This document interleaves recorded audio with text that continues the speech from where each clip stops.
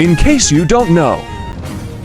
Simula Lunes, July 15 hanggang September 15, muling aarangkada ang pagkuha ng census ng Philippine Statistics Authority o PSA o yung kumpletong bilang ng populasyon na madalas ginagawa sa pagbabahay-bahay. Kaya ang pagbisita sa inyong tahanan ng isa o ilan sa 70,000 data collector ng PSA para interviewin kayo o mga kasama ninyo sa bahay sa loob ng 45 minuto hanggang 1 oras.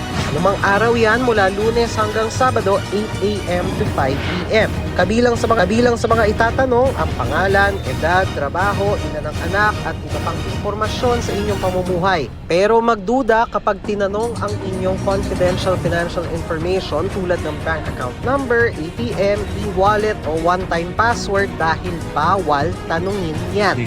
Required ang census kaya wag nang tanggihan pa kung ayaw niyong maparusahan ng hanggang 1 taong kulong at pagmultahin ng 100,000 pesos. Kailangan mag-participate kasi kailangan natin mabilang ang ating miyembro ng households. Paniguro ng PSA, lahat ng kokolektahing impormasyon ay confidential at ipoproseso alinsunod sa Data Privacy Act. Ito ay gagamitin para lang sa pagplano, hindi naman ito gagamitin sa kung anumang bagay. We are always protective dun sa information na binibigay ng aming mga respondents.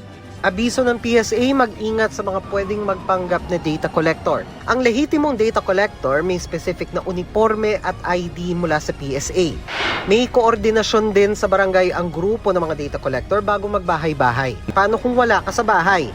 Ayon sa PSA, pwedeng magpa-schedule na balikan ka para makumpleto ang census sa inyong tahanan. Mahalagang mapasama ka para kumpleto ang datos na makakatulong daw sa mga plano ng gobyerno, lalo 2020 pa huling ginawa ang census. May kasabay ding Community-Based Monitoring System o CBMS para naman matukoy ang mga nangangailangan ng ayuda, pero hindi na yan required.